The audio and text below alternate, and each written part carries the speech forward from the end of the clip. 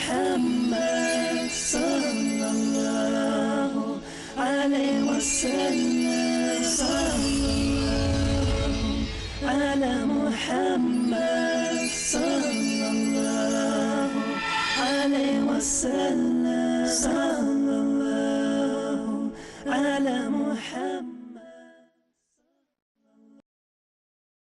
الحمد لله رب العالمين والصلاة والسلام على رسوله الأمين وعلى آله وصحبه أجمعين إلى يوم الدين. أما بعد، فأعوذ بالله من الشيطان الرجيم. بسم الله الرحمن الرحيم.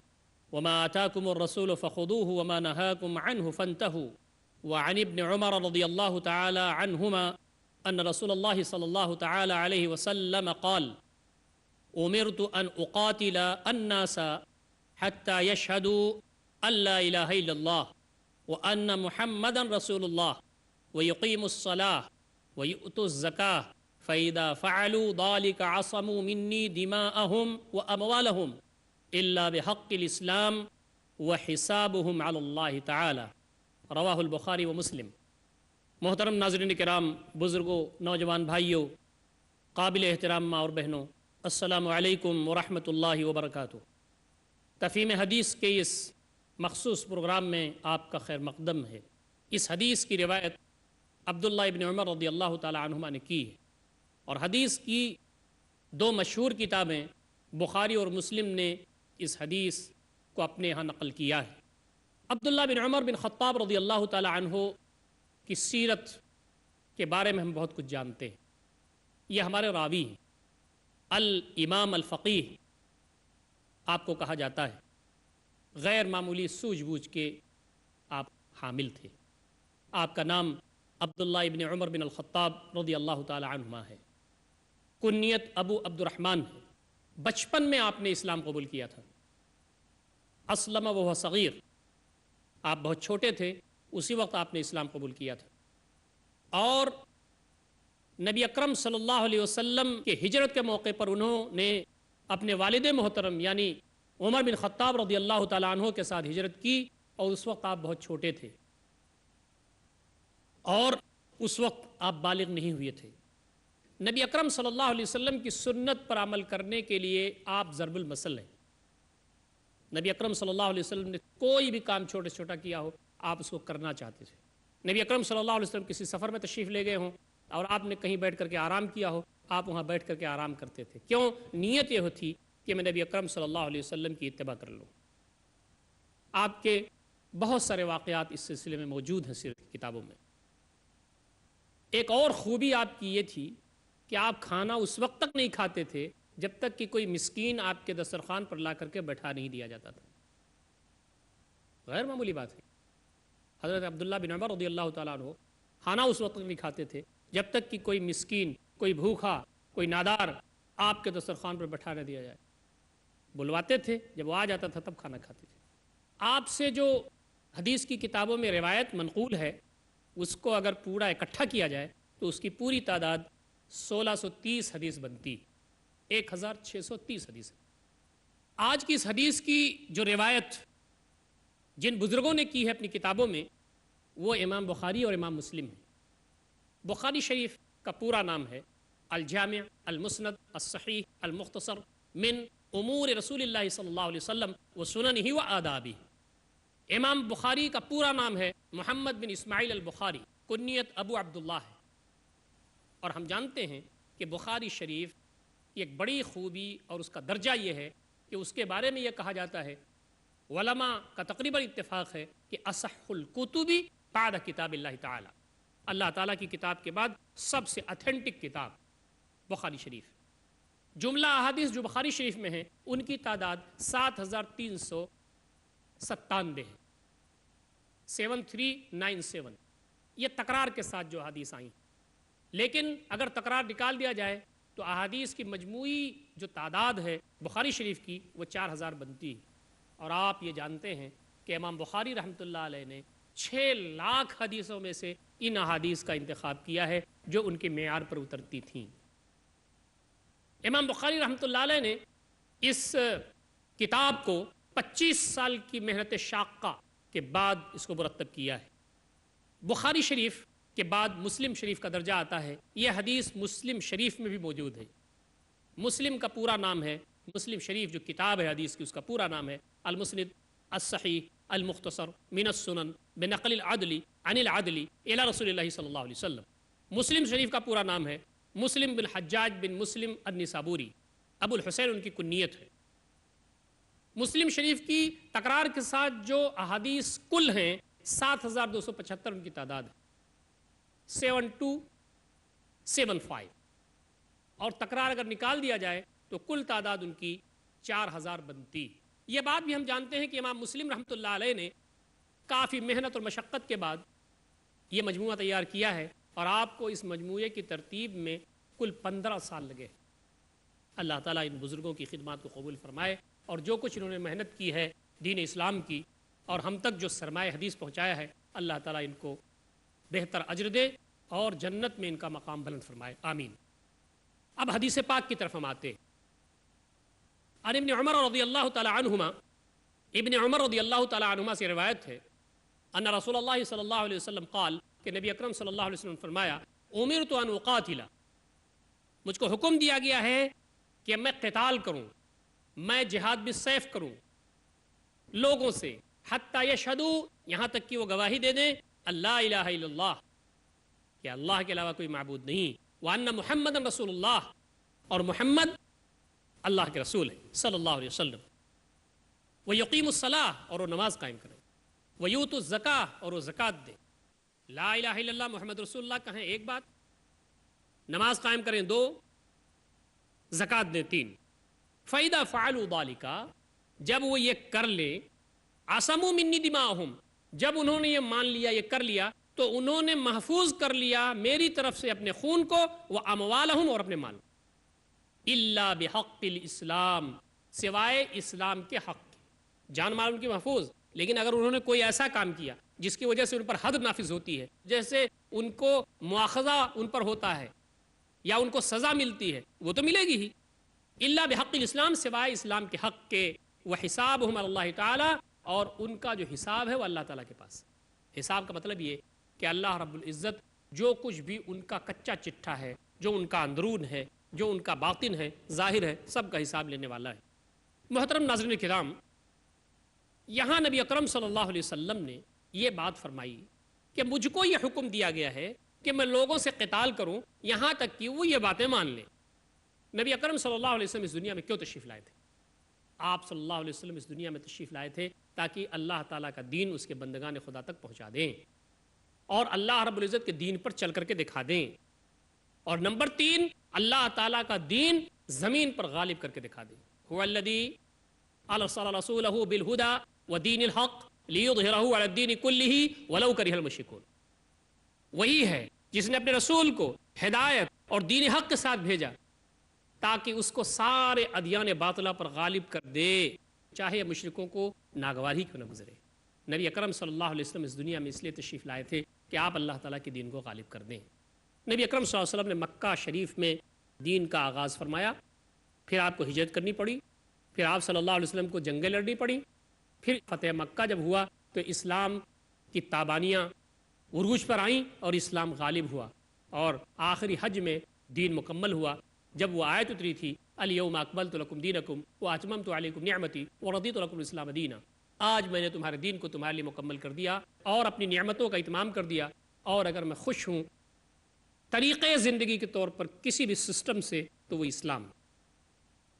محترم ناظرین کرام، نبی اکرم صلی اللہ علیہ وسلم نے دین غالب کیا، دین قائم کیا. اب دین جو قائم کیا ہے یہ دین اپنی ساری تابانیوں کے ساتھ، اپنی ساری رحمتوں کے ساتھ، اپنے سارے فیضان کے ساتھ چلے، بندگان خدا کو اس کا فائدہ ہو، بندگان خدا اس سے فیضیاب ہوں، یہ مطلوب ہے. نبی اکرم صلی اللہ علیہ وسلم نے انصاف قائم کر دیا، عدل قائم کر دیا. اب اگر کوئی شخص عدل کو توڑنا چاہتا ہے، انصاف کو توڑنا چاہتا ہے، حق کے خلاف اٹھنا چاہتا ہے، باطل کا ساتھ دینا چاہتا ہے، نبی اکرم صلی اللہ علیہ وسلم کی لڑائی انہی کے ساتھ تھی. نبی اکرم صلی اللہ علیہ وسلم کی اس حدیث کا مفہوم یہ نہیں ہے کہ میں زبردستی سب کو مسلمان بنا دوں. اللہ تعالیٰ نے اس سے منع فرمایا تھا، لست علیہم بمسیطر، آپ داروغہ بنا کر کے نہیں بھیجے گئے ہیں. انک لا تہدی من احببت ولکن اللہ یہدی من یشاء، آپ جسے چاہے اسے ہدایت نہیں دے سکتے، اللہ جسے چاہتا ہے اسے ہدایت دے گا۔ لا اکراہ فی الدین، دین میں کوئی زور زبردستی نہیں ہے۔ فمن شاء فلیؤمن ومن شاء فلیکفر، جو چاہے ایمان لائے، جو چاہے کفر کر دے۔ نبی اکرم صلی اللہ علیہ وسلم اس دنیا میں پیار کے ساتھ، محبت کے ساتھ، اپنائیت کے ساتھ اللہ تعالیٰ کا پیغام اس کے بندوں تک پہنچانے کے لیے آئے تھے۔ وما جعل علیکم فی الدین من حرج، اللہ تعالیٰ نے دین میں کوئی تنگی نہیں رکھی۔ یہ جو آیات اور نصوص میں نے آپ کے سامنے پڑھے ہیں، اس کا مطلب یہ ہے کہ دین میں زور زبردستی نہیں ہے کہ زبردستی کسی کو مسلمان بنا دیا جائے، زبردستی کسی کو دین قبول کروا دیا جائے۔ یہاں جو نبی اکرم صلی اللہ علیہ وسلم فرماتے ہیں کہ مجھے حکم دیا گیا ہے کہ میں لوگوں سے قتال کروں یہاں تک کہ وہ شہادتین کہیں اور وہ نماز قائم کریں، زکوٰۃ دیں، کا مطلب یہ ہے کہ لوگ اللہ تعالیٰ کے دین کی طرف آ جائیں، دین قبول کر لیں، یا پھر ذمہ بن کر کے رہیں، یا پھر جزیہ دیں۔ اس لیے کہ اب حق غالب ہو گیا ہے، دین لوگوں کے سامنے واضح ہو گیا ہے، اور دین کے راستے میں جو ہرڈلز ہیں، جو دشواریاں ہیں، اس کو دور کرنے کی ذمہ داری نبی اکرم صلی اللہ علیہ وسلم کی تھی۔ محترم ناظرین کرام، وقت ہو گیا ہے ایک چھوٹے سے وقفے کا۔ انشاءاللہ وقفے کے بعد ہم پھر حاضر خدمت ہوں گے اور حدیث کے سمجھنے کا اور اس کی تفہیم کا سلسلہ جاری رہے گا۔ والسلام علیکم ورحمۃ اللہ وبرکاتہ۔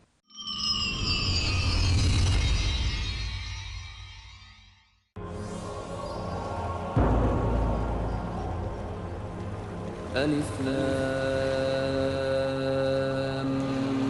میم ذلك الكتاب لا ريب فيه هدى للمتقين۔ قرآن حکیم اللہ رب العزت کا آخری اور مکمل کلام جو اس نے نبی کریم صلی اللہ علیہ وسلم پر نازل فرمایا۔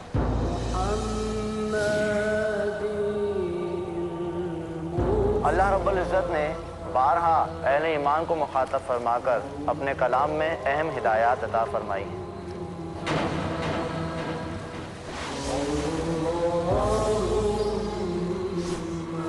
ان ہدایات کا جاننا تمام اہل ایمان کے لیے انتہائی ضروری ہے۔ آئیے اس موضوع پر دیکھیے ہمارا پروگرام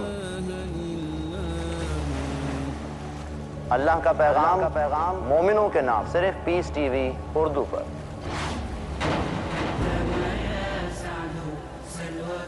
سمجھیے کیا ہیں وہ احکامات ہم پر لازم ہے جن کا احترام۔ اللہ کا پیغام مومنوں کے نام، ہر جمعرات رات 8:30 بجے اور دوبارہ دوپہر 1 بجے انڈیا میں پیس T V Urdu per. Dialogue, discussion, debate, rebuttal, conclusion. Eliminate misconceptions about religion. Get enlightened. Witness Dr. Zakir Naik in a battle of words in Crossfire. کل رات 8:30 بجے اور دوبارہ صبح 8:30 بجے انڈیا میں پیس ٹی وی اردو پر۔ زندگی آزمائشیں لے گی، مشعل راہ ساتھ لے کے چلو۔ دلوں کی ٹینشنوں کا علاج اللہ تعالیٰ کے ذکر میں مضمر ہے۔ مکمل راہبری، کامیاب سرپرستی۔ شریعت نے ہمیں یہ سوچ دی ہے کہ دین کے سلسلے میں ہمیشہ اپنے سے برتر کو دیکھو، مضبوط ارادے، اپنے سے اعلیٰ انسان کو دیکھو، اور دنیا کے سلسلے میں ہمیشہ اپنے سے کمتر کو دیکھو۔ عظیم عمری مدنی۔ آپ اگر اس ایک تعلیم نبوی کو اپنی زندگی میں اپنا لیں گے، تمام ٹینشنوں سے چھٹکارا پائیں۔ مومنین کے پاس ہیں اللہ کی خوشنودی حاصل کرنے کے مواقع بے پناہ، کیونکہ نگرانی کر رہی ہے ہر جگہ مشعل راہ۔ ہر پیر رات 7:30 بجے اور دوبارہ صبح 10:30 بجے انڈیا میں پیس ٹی وی اردو پر۔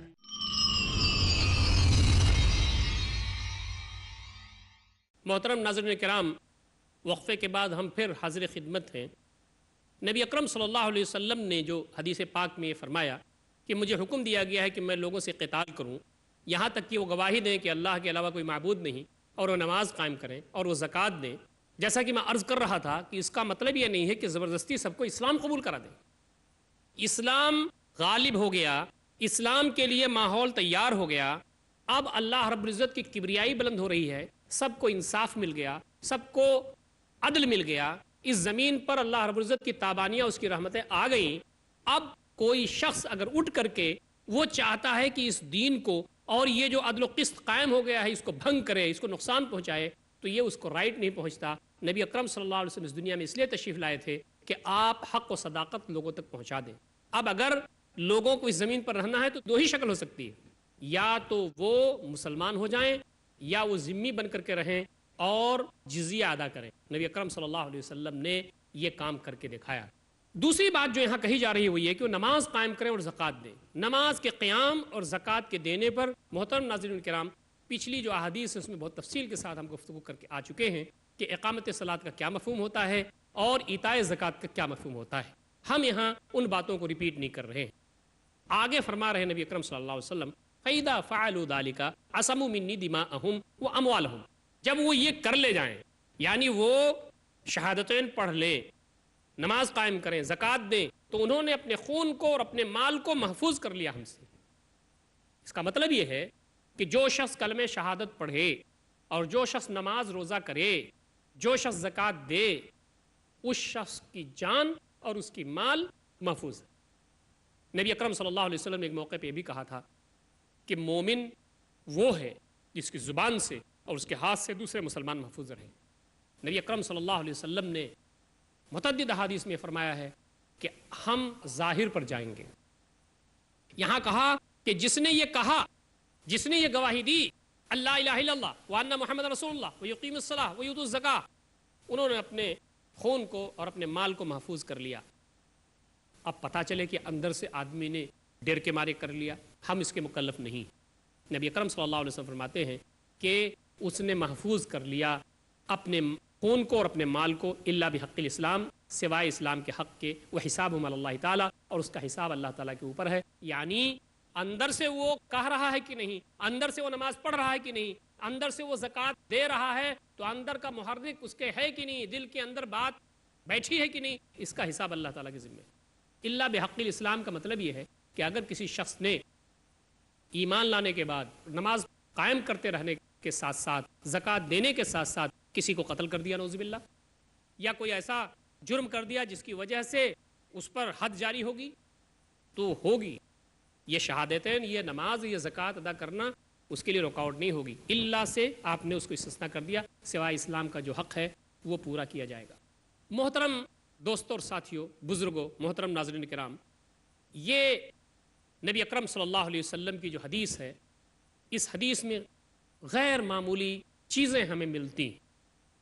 मुख्तलिफ जो उसलूब है और मुख्तलिफ जो अंदाज़ नबी अकरम सल्लल्लाहु अलैहि वसल्लम का हदीस के बयान करने का, उससे आप सल्लल्लाहु अलैहि वसल्लम के उसलूब की नुदरत, नबी अकरम सल्लल्लाहु अलैहि वसल्लम की अहादीस की बलागत और आप सल्लल्लाहु अलैहि वसल्लम जो कुछ फरमाते हैं उसके मज़मून की जामियत और उसकी हिकमत का पता चलता है।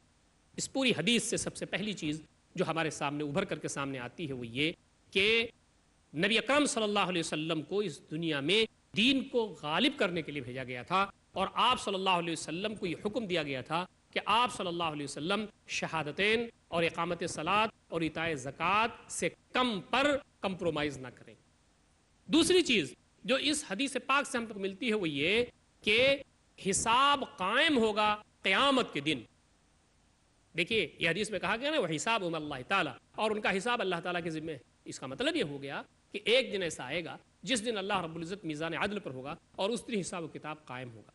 फ़मन यअमल मिस्क़ाल ज़र्रतिन खैरन यरह व मन यअमल मिस्क़ाल ज़र्रतिन शर्रन यरह। ज़र्रा बराबर जो भलाई करेगा वो भी देखेगा, ज़र्रा बराबर जो बुराई करेगा वो भी देखेगा। तीसरी चीज़ इस पूरे हदीस से ये निकल के सामने आती है कि ज़कात अगर कोई शख्स नहीं देता तो उससे क़िताल किया जाएगा। जैसे हज़रत अबू बकर रज़ियल्लाहु ताला अन्हु ने ज़कात न देने वालों से क़िताल किया था। उसकी बड़ी तफसीलात है, मैं उन तफसीलात में जाना नहीं चाहता, लेकिन हज़रत अबू बकर रज़ियल्लाहु ताला अन्हु के पीरियड में नबी सल्लल्लाहु अलैहि वसल्लम के बाद कुछ लोगों ने ज़कात देने से मना कर दिया था।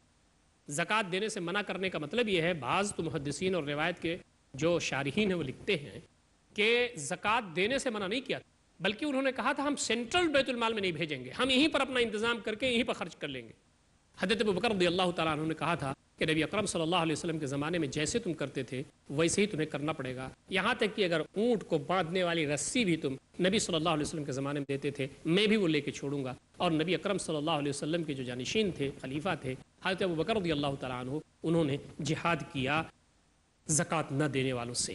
تو یہاں نبی اکرم صلی اللہ علیہ وسلم فرماتے ہیں مجھے حکم دیا گیا ہے کہ میں لوگوں سے قتال کروں یہاں تک کہ وہ زکوٰۃ دیں، تو زکوٰۃ اگر کوئی نہیں دیتا تو اس سے قتال کیا جائے گا۔ ایک بات اور حدیث سے ابھر کر کے سامنے آتی ہے وہ یہ کہ ظاہر پر اسلام کا دار و مدار ہے۔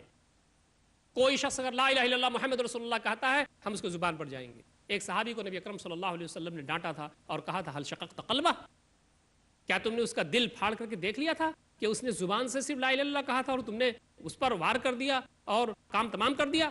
جب اس نے کہا تھا لا الہ الا اللہ محمد رسول اللہ تو تمہاری تلوار کو رک جانا چاہیے تھا۔ تو اصلاً اسلام میں اعتبار ظاہر کا ہوگا اور باطن کا معاملہ اللہ رب العزت کے ذمے ہے، یہ بھی اس حدیث سے ملتا ہے۔ ایک اور بات جو اس حدیث سے ابھر کر کے سامنے آتی ہے وہ یہ ہے کہ شہادتین ہمیشہ شہادت اللہ الہ الا اللہ وان محمد رسول اللہ، شہادت اللہ الہ الا اللہ وان محمد رسول اللہ، شہادتین کا ایک ساتھ آنا یہ اس کی اہمیت بتاتا ہے اور لازماً ایک ساتھ رہے گا۔ دیکھیے جب شہادتین کہیں بھی ہو تو ایک ساتھ میں گواہی دیتا ہوں کہ اللہ کے علاوہ کوئی معبود نہیں اور محمد صلی اللہ علیہ وسلم اللہ کے رسول ہے، اس کے بندے، تو یہ جو شہادتین آپ دیکھیں گے یہ شہادتین جگہ جگہ ایک ساتھ آتا ہے، یہ اس کی اہمیت ہے کہ صرف اللہ رب العزت پہ ایمان لانا کافی نہیں ہے بلکہ نبی اکرم صلی اللہ علیہ وسلم کی رسالت پر بھی ایمان لانا ضروری ہے۔ ایک اور بات جو اس حدیث سے ہم کو ملتی ہے وہ یہ ہے کہ نماز زکوٰۃ کی شان کو یہاں بڑھانا ہے۔ شہادتین کے بعد دو ہی چیزوں کا تذکرہ ہے، یہاں دیکھیں آپ روزے کا تذکرہ نہیں ہے اور حج کا تذکرہ نہیں ہے، یہاں پر نماز اور زکوٰۃ کا تذکرہ ہے۔ تو نماز اور زکوٰۃ کی جو شان عظمت ہے اس کو بیان کرنا مقصود ہے، اور یہ بات ہم جانتے ہیں جیسا میں نے عرض کیا ہے پہلے، الصلاۃ حق اللہ، اللہ رب العزت کا حق ہے نماز، اور زکوٰۃ بندے کا حق ہے، اور اسی طریقے سے نماز بدن کا حق ہے اور زکوٰۃ مال کا حق ہے۔ نماز جو ہے وہ بدن کا حق ہے، بدن آدمی کا استعمال ہوتا ہے نماز میں، تو بدن کی جو ہے عبادت ہے، اور زکوٰۃ مال کی عبادت۔ ایک اور چیز جو حدیث نکل کر کے سامنے آتی ہے وہ یہ نماز اور زکوٰۃ جو اس کو چھوڑے ان سے قتال کیا جا سکتا ہے۔ علماء نے اس پر بہت بحث کی ہے کہ بہت سارے لوگ جو نماز نہیں پڑھتے، جو زکوٰۃ نہیں دیتے، کیا کریں گے؟ جو زکوٰۃ جو نہیں دیتے ان سے قتال کیا ہے۔ حضرت ابوبکر رضی اللہ تعالیٰ عنہ، علماء اس حدیث کی روشنی میں یہ کہتے ہیں کہ جو شخص نماز بھی چھوڑے اور نماز پابندی سے نہ پڑھے اس سے بھی قتال کیا جا سکتا ہے۔ اللہ اکبر، بہت سارے لوگ ایسے ہیں جو نماز نہیں پڑھتے، تو ان کے سلسلے میں یہ حدیث بہت زیادہ اپنے اندر گویا کی شناعت رکھتی ہے اور ان کے لیے دھمکی رکھتی ہے۔ ایک اور بات جو اس حدیث سے ملتی ہے وہ یہ اسلام خون اور مال دونوں کی حفاظت کرتا ہے اور اسی طریقے سے عزت کی بھی حفاظت کرتا ہے۔ ایک حدیث میں اور آتا ہے، یہاں تو صرف دماءہم و اموالہم کے الفاظ آئے یعنی خون اور مال، لیکن ایک حدیث میں نبی اکرم صلی اللہ علیہ وسلم فرمایا ان دماءکم و اموالکم و اعراضکم علیکم حرام۔ ایک خطبے میں آپ نے، خطبہ عظیم الشان خطبے میں آپ نے فرمایا تھا کہ تمہارا مال اور تمہارا خون اور تمہاری عزت تمہارے اوپر حرام ہے۔ تو یہاں تو عزت کا مفہوم نہیں آیا، یہ عزت کی بات نہیں آئی اس میں، لیکن دیگر حدیث کو اگر آپ ملاتے ہیں تو تین چیزیں اسلام میں بڑی اہمیت کی حامل ہیں، ایک تو جان، دوسرا مال اور تیسری عزت و آبرو۔ اور عزت و آبرو سے کھلواڑ کرنے والے جو لوگ ہیں اسلام نے ان سے سختی کے ساتھ نپٹنے کی بات کی ہے۔ ایک اور بات جو اس حدیث سے ہم تمام کو ملتی ہے وہ یہ کہ جو شخص شہادتین پڑھے اور نماز قائم کرے اور زکوٰۃ دے اس کو اسلام کے حقوق ملیں گے، اسلام کے حقوق تو ملیں گے اسے، اس کی جان محفوظ، اس کا مال محفوظ اور دوسری باتوں کی عزت و آبرو محفوظ۔ لیکن اگر اس نے کوئی غلطی کی ہے، ایسی غلطی جو فوجداری قوانین سے وابستہ ہے، کسی کا حق مارا ہے یا کسی کے ساتھ زیادتی کی ہے یا اس پر حد نافذ ہوتی ہے تو وہ نافذ ہوگی۔ ایک اور بات جو اس حدیث سے ثابت ہوتی ہے وہ یہ ہے کہ شہادتین جو کہا گیا ہے اس میں تذکرہ ہے لا الہ الا اللہ محمد رسول اللہ، یہ قلب اور لسان دونوں سے اس کا تعلق ہے۔ ان یشہد اللہ الہ الا اللہ وان محمد رسول اللہ ویقیم الصلاۃ ویؤت الزکاۃ، یہ جو باتیں کہی گئی ہیں، تو یہاں جو شہادتین کے بارے میں کہا گیا ہے شہادتین واجب ہے، دل میں بھی رہے اور زبان سے بھی رہے۔ دل کا معاملہ تو اللہ تعالیٰ کے ہاتھ میں ہے، لیکن اسلام کی شریعت اور اسلام کے جو تقاضے ہیں اور اسلام کے جو قوانین ہیں وہ ظاہر دیکھتے ہیں لیکن کہا گیا ہے کہ شہادتین کے بارے میں ضروری ہے کہ وہ دل میں بھی ہو اور زبان پر بھی ہو. البتہ یہ کہ اگر کوئی شخص زبان سے کہتا ہے تو ہم اس پر اعتبار کریں گے اور دل کی بات کو اللہ تعالیٰ کے حوالے کریں گے. محترم ناظرین کرام، پروگرام کی اختتام کا وقت ہو رہا ہے. یہ حدیث پاک جس کی روایت ابن عمر رضی اللہ تعالیٰ عنہ نے کی تھی، ہم نے اس کو پڑھا، سمجھا اور اس کی تفصیلات جاننے کی کوشش کی، اور حدیث کی روشنی میں جو کچھ بھی ہمارے لیے درس نصیحت ہے اس کو بھی جاننے کی کوشش کی ہے. اللہ تعالیٰ سے دعا ہے کہ بار الہ ہم تمام کو اس حدیث کے سارے پہلوؤں پر غور فکر کرنے اور اپنی زندگیوں کو اس کے مطابق ڈھالنے کی توفیق عنایت فرمائے. اقول قولی ھذا استغفر اللہ لی ولکم اجمعین واستغفروہ انہ الغفور الرحیم وآخر دعوانا الحمد للہ رب العالمین والسلام علیکم ورحمۃ اللہ وبرکاتہ.